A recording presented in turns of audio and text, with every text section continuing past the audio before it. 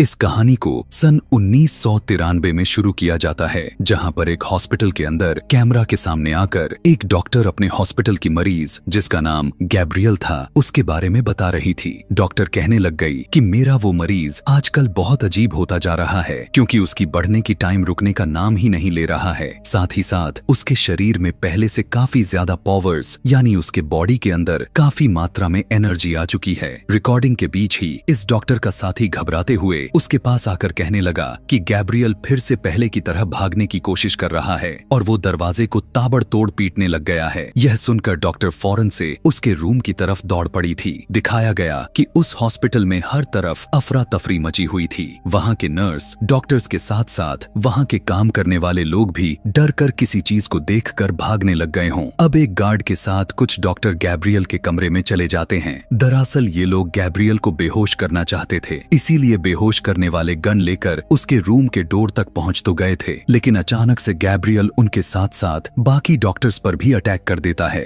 वो काफी जोर से गार्ड के बाजू को पकड़कर तोड़कर उसका चुरा बना देता है, जिससे उसकी हड्डी निकलकर बाहर चली आती है। फिर वो अपने पावर की मदद से हॉस्पिटल के सभी लाइट्स को तोड़कर बुझा देता है। उसी दौरान जैसे ही मौका मिला, डॉक्टर उस बेहोश करने वाली गन उठाकर फौरन से गैब्रियल को शूट कर देती है, जिससे अब वो पूरी तरह से बेहोशी के हालत में चला जाता है और ये लोग जल्दी से उसे ले जाकर एक चेयर पर बांध देते हैं। यहाँ जैसे ही गैब्रियल को होश आया तो वो डॉक्टर के साथ उनके साथी को अपने सामने खड़ा हुआ पाता है। अब क्योंकि उन्होंने उसके चेयर को जिस पर वो बांधा गया था वो काफी दूर रखा गया था, क्योंकि वो खतरनाक होने के साथ साथ दिखने में काफी डरावना भी लग रहा था। गैब्रियल को डॉक्टर इस तरह से डांटना शुरू कर देती है जैसे कोई छोटा बच्चा हो। कहने लगी, तुम बहुत बुरे हो, और गैब्रियल भी चिढ़ने लग जाता है। उससे गुस्सा आने लगा। उसी टाइम वहाँ पर रखा हुआ रेडियो से शैतानी आवाज आने लग जाता है। यह आवाज किसी और की नहीं बल्कि गैब्रियल की ही थी। वो इन्हें धमकियां देने लग गया था। कहने लगा कि अब मैं किसी को नहीं छोड़ने वाला, तुम सभी को बहुत ही बुरी मौत दूंगा। यह सुनते ही डॉक्टर का साथी काफी ज्यादा हैरानी के साथ डर भी जाता है। कहने लगा कि आखिर यह कैसे हो सकता है, ये कैसे बोल पा रहा है, वो रेडियो को कंट्रोल करके हमसे बात कैसे कर पा रहा है। तब डॉक्टर उसे बताती है कि हाँ, यह सच है, क्योंकि गैब्रियल के पास ऐसी ताकतें हैं जिनकी मदद से वो काफी तरह तरह के अजीब चीज कर सकता है। अब डॉक्टर और उसका साथी दूसरे कमरे में जैसे ही जाते हैं, उन्होंने देखा कि वहाँ पर लाशों की ढेर लगे पड़ी थी। यह देखकर दोनों काफी परेशान हो गए और अब यहाँ डॉक्टर कहती है कि यही वक्त है जो आ चुका है, क्योंकि इसी वक्त में इस मुसीबत को पूरी तरह से जड़ से खत्म करने का टाइम आ चुका है। यहीं से यह पूरा सीन बदलकर हमें एक कपल को दिखाया गया, जिनमें वाइफ का नाम मेडिसिन होता है। यहाँ इन्हें देखकर हमें पता चला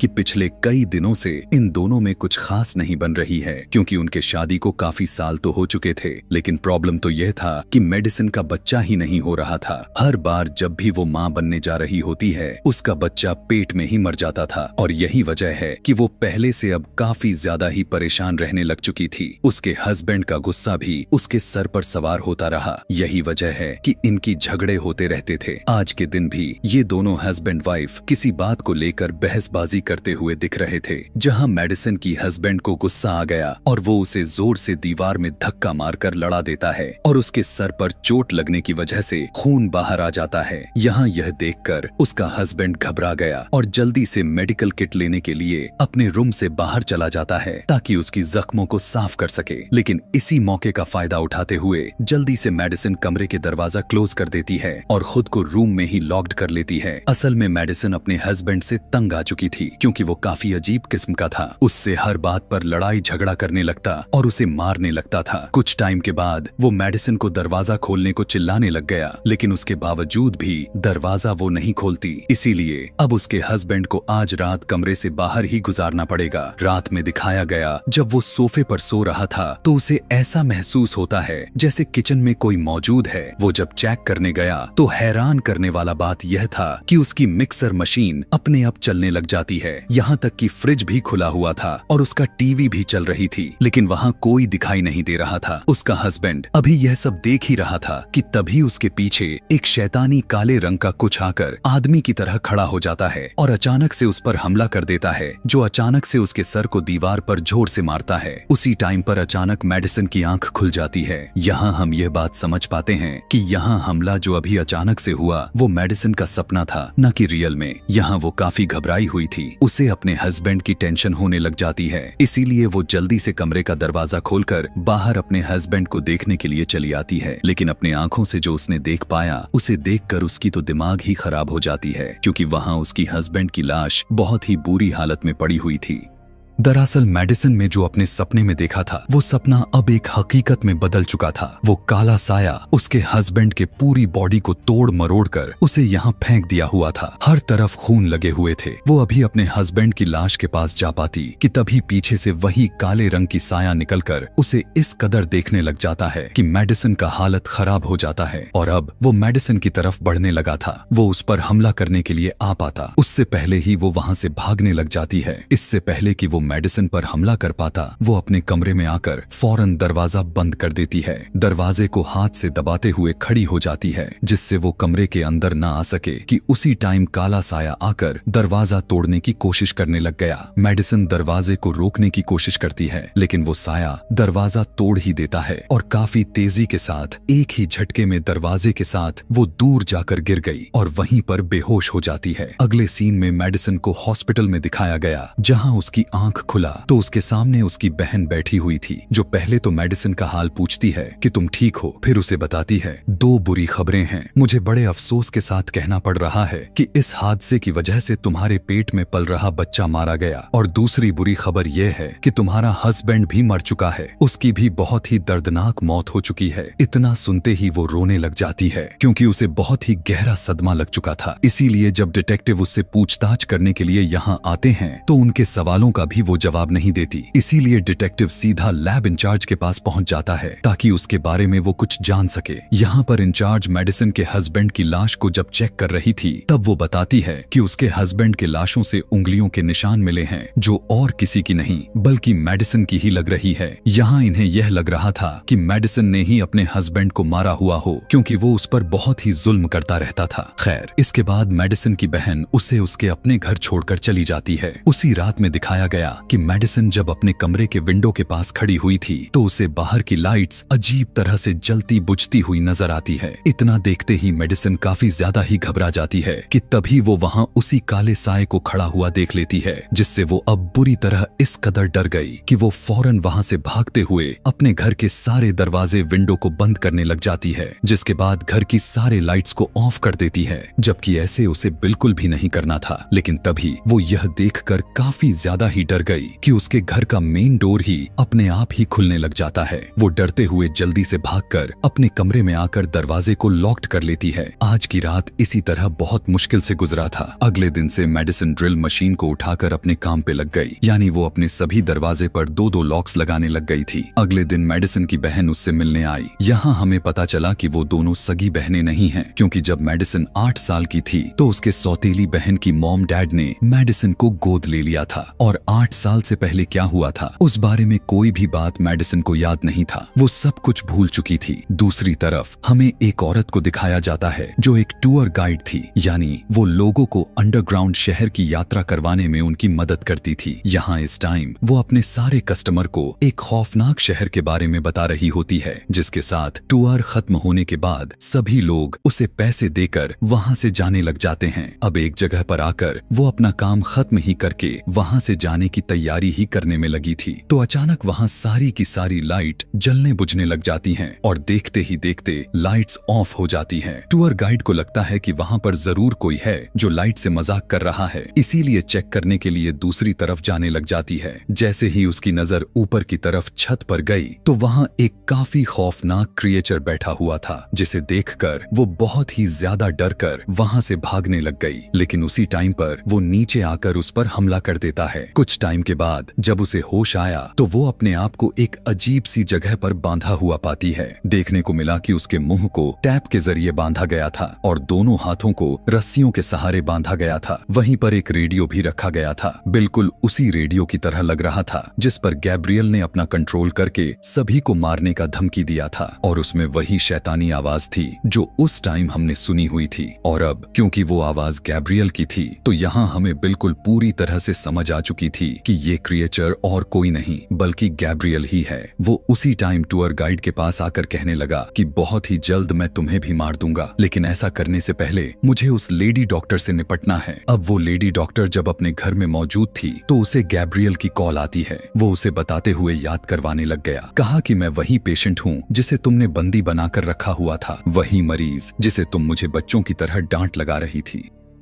यहाँ लेडी डॉक्टर उसे पहचान और समझ नहीं पाती क्योंकि उसे लग रहा था कि रॉन्ग नंबर होगा, इसीलिए कॉल काट देती है और फौरन से अपने ऑफिस आकर अपने एक फाइल ढूंढने लग गई। उन्हें वो फाइल मिल तो गई थी, लेकिन उसके अंदर से एक छोटी बच्ची की पिक्चर निकलती है जिसकी उम्र लगभग 8 साल की थी। इधर मेडिसिन कपड़े धुलने के लिए जैसे ही वो उस मशीन को खोलती है तो वहाँ उसे लेडी डॉक्टर को अचानक से दिखाई दे देता है और वो डर कर पीछे हट जाती है कि उसी टाइम अचानक से मेडिसिन का पूरा घर लेडी डॉक्टर के घर में चेंज हो जाता है, यानी अब वो डॉक्टर के घर में मौजूद थी। यहाँ पर भी मेडिसिन उस काले साए को देखती है जो और कोई नहीं बल्कि गैब्रियल ही था। अचानक से वो मेडिसिन के बालों को पकड़कर जोर से उसके और खुद मेडिसिन दोनों को घर में पटकता रहता है। अब गैब्रियल काफी गुस्से में दिखाई देने लग गया था। यहाँ सिर्फ मेडिसिन के साथ ही नहीं बल्कि उस डॉक्टर के साथ भी हो रहा था। मौका मिल पाते ही डॉक्टर उठकर वहाँ से भागने लग गई। गैब्रियल भी उसके पीछे गया, जिसने हाथ में ट्रॉफी पकड़ी हुई थी। वो डॉक्टर को पकड़कर ट्रॉफी के नोक से उस पर अटैक कर देता है। दिखाया गया कि गैब्रियल उसके सर को बहुत ही बुरी तरह से क्रश कर देता है, जिससे डॉक्टर की बहुत ही दर्दनाक तरीके से डेथ हो जाती है। इतना खतरनाक नजारा देखते ही मेडिसिन काफी ही ज्यादा मात्रा में डर जाती है। उसी टाइम वो जोर से चिल्लाने लग जाती है, जिसके साथ ही वो अपने ख्यालों से बाहर निकल आती है। उसने देखा कि वो तो खुद अपने घर में ही मौजूद थी। इतना कुछ हुआ देखकर मेडिसिन को कुछ भी समझ में नहीं आ रहा था और वो जैसे ही अपने सर पर हाथ लगाया तो उसके सर से खून निकलने लग गया था। दूसरी तरफ दिखाया गया डिटेक्टिव और लैब इंचार्ज उसी डॉक्टर के घर जाते हैं क्योंकि उन्हें डॉक्टर की मौत की खबर मिली हुई थी। मतलब यह साफ हो चुका था कि मेडिसिन अभी तक जो भी देखा वो सब कुछ सच में हो रहा था। लाश को जब ये चेक कर रहे थे तो उन्होंने देखा कि उसकी मौत बिल्कुल उसी तरह से हुई थी जैसे मेडिसिन ने ख्यालों में देखी हुई थी। उसका पूरा सर बहुत ही दर्दनाक तरीके से कुचला गया था। यहाँ उन्हें वही फाइल मिला था जो डॉक्टर ने गैब्रियल के कॉल को काटने के बाद निकाल कर देखी हुई थी, जिसमें 8 साल की बच्ची की तस्वीर थी। वही तस्वीर अब डिटेक्टिव के हाथ लग जाती है। उस तस्वीर को डिटेक्टिव एक आर्टिस्ट को देकर कहने लगा कि इस तस्वीर को आज से 30 साल आगे की टाइमलाइन में लेकर जाओ और फिर उसका 30 साल वाली प्रिंट निकालकर हमें दिखाओ कि 30 साल के बाद इसकी शकल आखिर किस तरह से दिखाई देता है। यहाँ लैब इंचार्ज डिटेक्टिव को बताने लगी कि वो लेडी डॉक्टर बच्चों की डॉक्टर थी और बच्चों को सर्जरीज ऑपरेशन काफी ज्यादा ही माहिर थी, जिस वजह से वो बहुत ही फेमस थी। दिखाया गया गैब्रियल अब वापस अपने ठिकाने पर पहुंच चुका था, जहां वो डॉक्टर के घर से अपने साथ ट्रॉफी का वो तेज नोकदार वाली हिस्सा भी लेकर आया हुआ था। उसकी मदद से वो अपना हथियार बना रहा होता है। फिर हथियार की तैयार होने पर वो उसे टूर गाइड पर टेस्ट करने लग गया था ताकि उसका निशाना और भी अच्छा कर सके। अब मेडिसिन को जब लेडी डॉक्टर के मौत के बारे में पता चला था तो वो हैरान होने के साथ साथ वो काफी ज्यादा ही डर भी गई और क्योंकि वो पहले से ज्यादा ही थक चुकी थी इसीलिए वो अपने बेड पर जाकर लेट जाती है। सोते वक्त उसे फिर से एक ख्याल आना शुरू कर देता है। इसी ख्याल की दुनिया में वो उसी लेडी डॉक्टर की साथी को भी देखने लग गई थी जो अपने बिस्तर पर लेटा हुआ सोने की तैयारी करने में लगा हुआ ही था कि उसी टाइम उनके पास गैब्रियल आ जाता है। उसने अपने हाथ में वही तेज धार वाली ट्रॉफी ली हुई थी। वो डॉक्टर के साथी के पास आकर उसके ऊपर ही चढ़ जाता है। जैसे ही डॉक्टर की साथी ने उसे देखा तो उसकी तो हवा ही टाइट हो जाती है और वो जोर से चीख मार देता है और फौरन से गैब्रियल उस ट्रॉफी हथियार को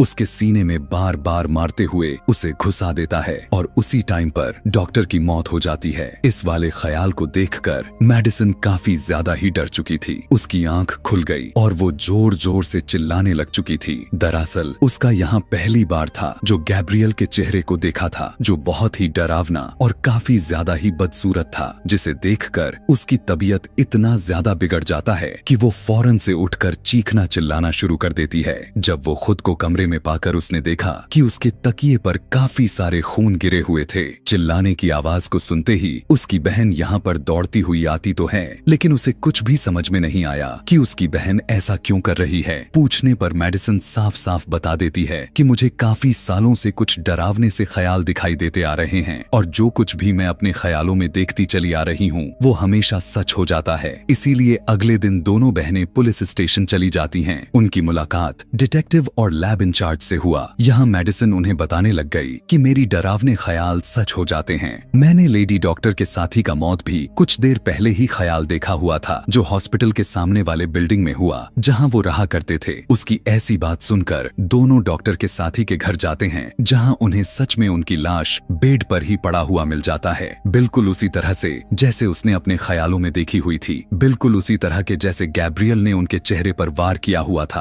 और पूरा बिस्तर खून से सना हुआ था। इतना सा देखकर डिटेक्टिव और लैब इंचार्ज बुरी तरह से दंग होकर पुलिस स्टेशन वापस चले आते हैं और मेडिसिन और उसके बहन को यहीं पुलिस स्टेशन में कुछ टाइम तक रुकने के लिए कहने लगे, क्योंकि उन्हें इनसे कुछ पूछताछ करनी थी।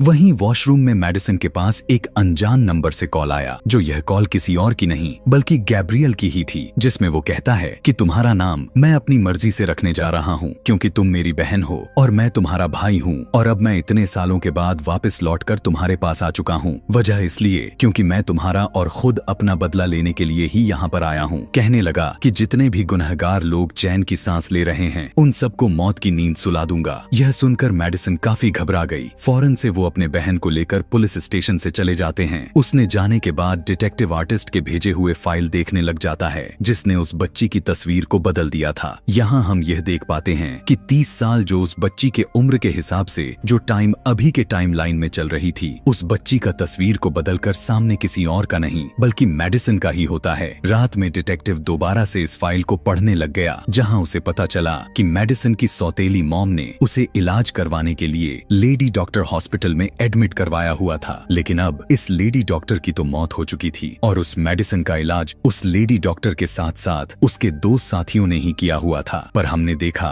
कि लेडी डॉक्टर और उसकी एक साथी को तो मौत हो चुकी थी, तो अब जो तीसरा डॉक्टर जो अभी जिंदा था, वही इकलौता शख्स था जो इस बारे में सारी सच्चाई पेश कर सकता था। इसी सोच के साथ डिटेक्टिव उस डॉक्टर से मिलने के लिए उसके घर के लिए फौरन से निकल जाता है। मेडिसिन और उसकी सौतेली बहन अपने मॉम के पास पहुंच गईं, जहां उनकी मॉम बताते हुए कहने लगी थी कि जब मेडिसिन छोटी बच्ची हुआ करती थी तो उसका ख्याली दुनिया का एक दोस्त था जो सिर्फ उसे ही नजर आता था और उसका भी नाम गैब्रियल था। अभी उनका इतना कहना ही था। उसी टाइम पर मेडिसिन को विजन दिखने लग जाते हैं, जिसमें वो तीसरा डॉक्टर और बचा हुआ इकलौता डॉक्टर गैब्रियल को देख पाती है। दरअसल गैब्रियल इस बार तीसरे डॉक्टर को मारने आया था, जो यहाँ बाथटब में बैठकर काफी आराम से नहा रहे थे। इतने ही देर में यहाँ डिटेक्टिव भी आ चुका था, लेकिन उसी टाइम अचानक ऊपर से गैब्रियल आकर इस पर हमला कर देता है। दोनों के हाथापाई में डिटेक्टिव गैब्रियल का इतना भयानक चेहरे को देखकर काफी ज्यादा ही डर जाता है। इस चीज का फायदा उठाकर गैब्रियल भी उस पर काफी तेजी के साथ बार बार वार करने लग जाता है, लेकिन हर बार वो बचता रहता है। फिर डिटेक्टिव उस पर वार करके उसे दूर फेंक देता है और उस पर फायरिंग करने लग जाता है, लेकिन गैब्रियल किसी तरह यहाँ से भाग जाता है। इसके बावजूद भी डिटेक्टिव उसके पीछे भागा पकड़ने के लिए, लेकिन फिर भी वो उसके हाथ नहीं लगा था। इसी के साथ मेडिसिन अपने ख्यालों की दुनिया से बाहर चली आती है। अगले दिन दिखाया गया, जहां पर डिटेक्टिव और लैब इंचार्ज अपने साथ एक ब्रेन डॉक्टर को लेकर आए हुए थे,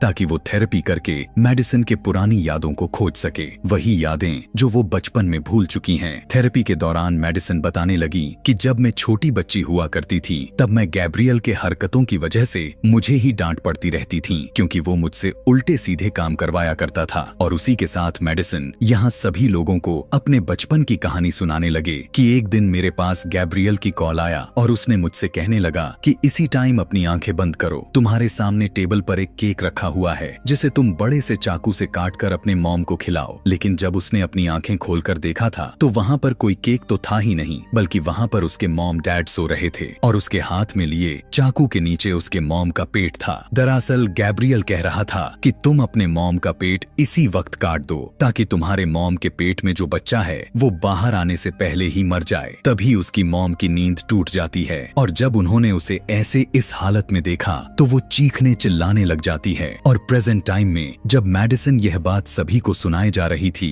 तो वो भी उसी टाइम चिल्ला रही थी। अब उसी टूर गाइड को दिखाया गया जिसे गैब्रियल ने पकड़कर बांधा हुआ था। वो किसी तरह उसके कैद से आजाद होकर वहां से भागने की जैसे ही कोशिश की, लेकिन तभी उसका पैर फ्लोर पर लगा और वो सीधा नीचे नीचे गिर गई और वो उसी जगह पर पहुंच गई जहां मेडिसन और बाकी लोग बैठे हुए थे। इससे साफ पता चल जाता है कि गैब्रियल ने टूर गाइड को मेडिसन के ऊपर वाले फ्लोर पर कैद करके उसे बांधा था। थोड़ी ही देर में यहाँ पुलिस आई और मेडिसन को अरेस्ट कर लिया था, क्योंकि उन्हें ऊपर वाले फ्लोर से गैब्रियल के कपड़े और हथियार वगैरह मिले हुए थे, जिससे सभी को बस यही लग रहा था कि गैब्रियल कोई और नहीं, मेडिसन ही है। ना ही कोई और है जो गैब्रियल है, और मेडिसन ही है जो अपने बचपन से ही दो रूप लेकर एक ही जिंदगी गुजार रहे हैं, क्योंकि एक तो खुद मेडिसन ही है और एक उसके ख्यालों दुनिया गैब्रियल की। लेकिन यहाँ डिटेक्टिव उनके ऐसी बातों पर बिल्कुल भी विश्वास नहीं कर रहा था, क्योंकि उसने मेडिसन की जगह खुद अपने आंखों से गैब्रियल को देखा हुआ था।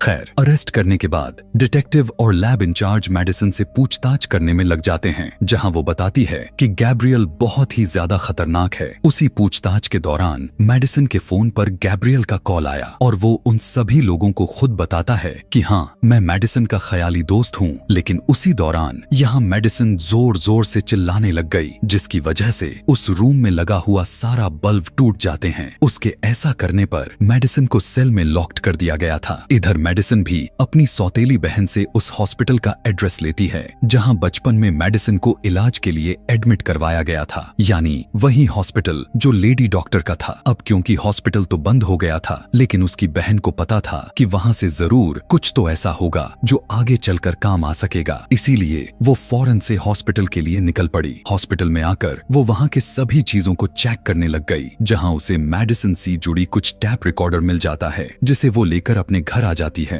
उन रिकॉर्डिंग को चेक करने पर पता चला कि मेडिसन की असली मॉम और कोई नहीं बल्कि वही टूर गाइड थी। हम उसी की बात कर रहे हैं जिसे गैब्रियल ने कैद किया था और छत से नीचे गिरने से जख्मी थी और उसे हॉस्पिटल में एडमिट किया गया था। एक बहुत ही हैरान कर देने वाला बात यहाँ यह देखने को मिला कि जब मेडिसन की सौतेली बहन आगे की रिकॉर्डिंग को चेक किए तो उसने देखा कि मेडिसन के पिछले साइड पर एक बहुत ही अजीब सा क्रिएचर जुड़ा हुआ था, और उसी रिकॉर्डिंग के अंदर लेडी डॉक्टर बताने लग गई थी कि मेडिसन जब अपने मॉम के पेट में गर्भ अवस्था में थी तो हमने देखा हुआ था कि उसका एक जुड़वा भाई भी है। लेकिन यहाँ एक मुसीबत यह था कि वो जुड़वा भाई जो था वो मेडिसन के बॉडी से अटैच था, और उसका जुड़वा भाई और कोई नहीं बल्कि गैब्रियल ही था। जो वो बताती है कि जब मेडिसन पैदा हुआ था तब उस टाइम हमने उन दोनों को अलग अलग करने के लिए ऑपरेशन करना चाहा, जिससे मेडिसन तो आराम से अलग हो चुकी थी और वो बिल्कुल सुरक्षित थी। लेकिन वहीं दूसरी तरफ उसका भाई नॉर्मल नहीं हुआ था, वो इसी अजीबो गरीब क्रिएचर की तरह पैदा हुआ था और उसके साथ ही आधा जुड़ा रहा। अब क्योंकि दोनों की दिमाग और रीढ़ की हड्डी एक ही थी, इसीलिए गैब्रियल को हमने मेडिसन के अंदर से पूरी तरह से नहीं निकाला। यानी उसका कहने का मतलब था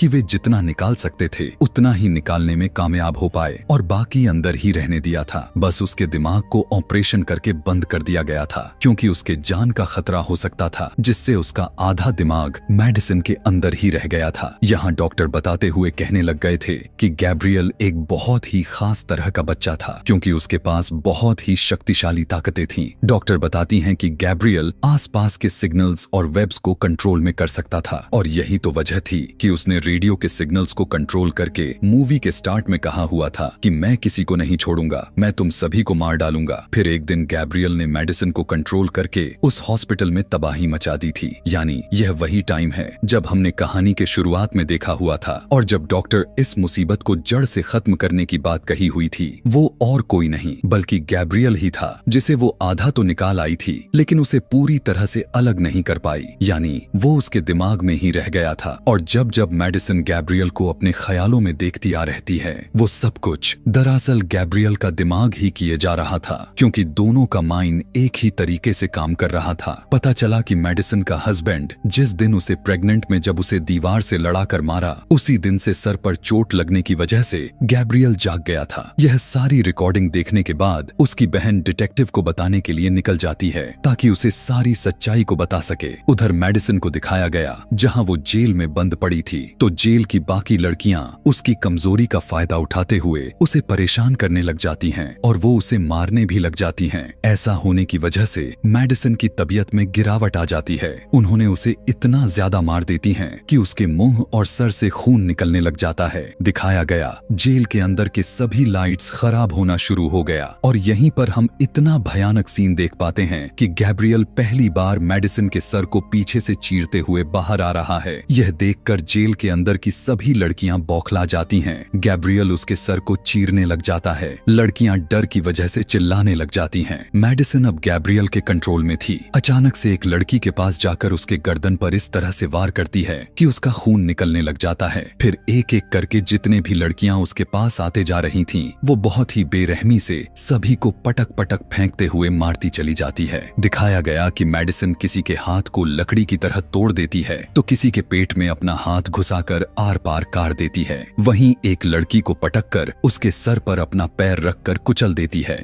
उसी दौरान एक की तो उसने उसकी गर्दन को तोड़ देती है। इसी तरह दर्दनाक तरीके से सभी को एक एक करके मारती चली गई, जिसके बाद मेडिसिन यानी गैब्रियल वहां उस जेल से खुद को आजाद करते हुए अपने कपड़े के साथ अपना हथियार भी लेकर यहां से निकल जाता है। इधर दिखाया गया डिटेक्टिव को कॉल करके सब कुछ बता दिया था, लेकिन यहाँ डिटेक्टिव जब उसकी बात सुनते हैं तो उन्हें कुछ भी समझ में नहीं आता कि आखिर वो क्या कहना चाह रही है। अब डिटेक्टिव और लैब इंचार्ज दोनों फौरन से उसी जेल में गए, लेकिन उसी दौरान वहां गैब्रियल आकर उन दोनों पर हमला कर दिया। यहाँ पर गैब्रियल दोनों को इतना मारा कि दोनों काफी ज्यादा ही इंजर्ड हो जाते हैं और मौका देखकर गैब्रियल यहाँ से भाग निकलता है। इतनी ही देर में यहाँ मेडिसिन की बहन भी आ गई। तब लैब इंचार्ज उन्हें फौरन उस हॉस्पिटल में जल्द से जल्द जाने के लिए कहने लगी जहाँ टूर गाइड यानी मेडिसिन की मॉम दाखिल थी। यानी गैब्रियल का अगला टारगेट वही थी। वो जब हॉस्पिटल पहुंची तो वहाँ पर गैब्रियल आकर उसके बहन को भी इंजर्ड कर देता है। उसी के साथ वहां के एक गार्ड पर अटैक करके उसे भी मार देता है। इसके बाद अब वो मेडिसिन की मॉम के रूम में घुस जाता है। यहाँ पर मेडिसिन की मॉम उससे माफी मांगने लग जाती है कि प्लीज मुझे माफ कर दो, मैं अपनी गलती मानती हूँ। हाँ, मुझे तुम्हें अलग नहीं करना चाहिए था क्योंकि तुम भी तो मेरे बेटे ही थे। मैं अपनी गलती को एक्सेप्ट कर रही हूँ। गैब्रियल बहुत ही ध्यान लगाकर अपनी मॉम की बातों को सुने जा रहा था और उनकी बातों को मानकर थोड़ा शांत हो जाता है। यहाँ पर मामला शांत हो रहा था कि उसी टाइम पर डिटेक्टिव आकर गैब्रियल पर शूट करने लग जाता है, पर मेडिसिन की बहन डिटेक्टिव को ऐसा करने से मना करने लग जाती है। लेकिन अब गैब्रियल गुस्से से पागल हो चुका था, इसीलिए वो अपने हथियार को जोर से डिटेक्टिव पर फेंक कर मारता है, जो सीधा डिटेक्टिव के सीने में स्टैब हो गया और उसकी वहीं पर ही मौत हो गई। अब यह सारा कुछ मेडिसिन दूसरी साइड से देख तो रही थी, लेकिन उसके बस में कुछ भी नहीं था जो वो उसे बचाने के लिए कुछ करे, क्योंकि उसे पहले से ही गैब्रियल ने कंट्रोल किया हुआ था। इतना कुछ हुआ ही था कि तभी मेडिसिन की बहन गन उठाकर गैब्रियल को पॉइंट कर देती है और कहने लगा इसी वक्त निकल जाओ। मेरी बहन के बॉडी से इतना सुनते ही गैब्रियल भड़क जाता है और कहने लगा कि नहीं, ये तुम्हारी बहन नहीं है। इतना कहकर पूरा बेड उसकी तरफ फेंक कर मारता है, जिससे मेडिसिन की बहन काफी बुरे तरीके से उसी बेड के नीचे दब जाती है। फिर वो उसके पास आकर कहने लगा कि मैं बचपन से ही तुम्हें मारना चाहता था, लेकिन हर बार तुम्हें तुम्हारा किस्मत ने साथ देता चला गया। काफी दर्द में मेडिसिन की बहन उसे पुकारते हुए उससे मदद का गुहार लगाती है। दरअसल मेडिसिन को वो गैब्रियल के खिलाफ भड़का रही थी ताकि गैब्रियल पर काबू पा सकें। कहने लगी गैब्रियल ही वही शख्स है जिससे तुम कभी माँ बन ही नहीं पा रही थी, क्योंकि जब भी तुम माँ बनने के लिए तैयार होती हो उसी टाइम ये तुम्हारे बच्चे को पेट में ही मार देता है। यह सुनकर मेडिसिन का खून खौलने लग गया और अब वो गैब्रियल पर काबू पाने की कोशिश करना शुरू कर देती है। अभी वो कुछ कर पाती, उसी टाइम अचानक से गैब्रियल मेडिसिन की बहन के सर में गोली मारा और बाद में मेडिसिन की मॉम का गला घोंटते हुए उसकी जान ले ली। जिसके बाद गैब्रियल अपने ठीक सामने मेडिसिन को देख पा रहा था, क्योंकि मेडिसिन ने आखिरकार अपने दिमाग पर कंट्रोल करना सीख चुकी थी और अब सब कुछ उसके हिसाब से ही हो रहा था। यानी कि मेडिसिन की बहन और उसकी मॉम की मौत तो बस एक ख्यालों की दुनिया थी, जो मेडिसिन अब गैब्रियल को ही दिखाई जा रही थी, क्योंकि दिमाग पर कंट्रोल तो उसी ने किया था, न कि गैब्रियल ने। और असल दुनिया में उसकी मॉम और बहन दोनों अभी भी जीवित थीं। यहाँ वो पहली बार गैब्रियल से आंख मिलाकर बात करती है।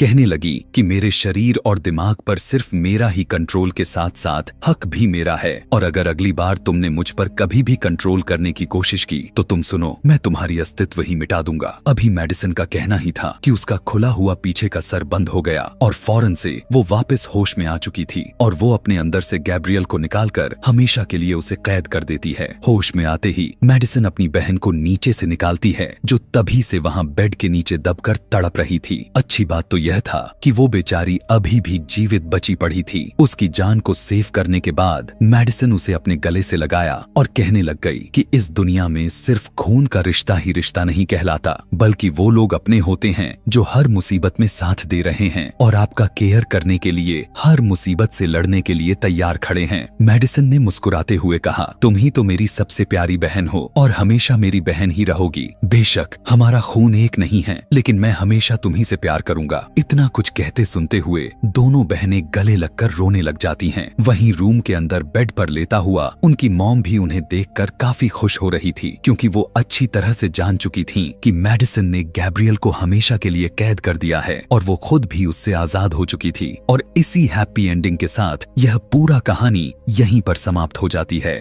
Thank you for watching.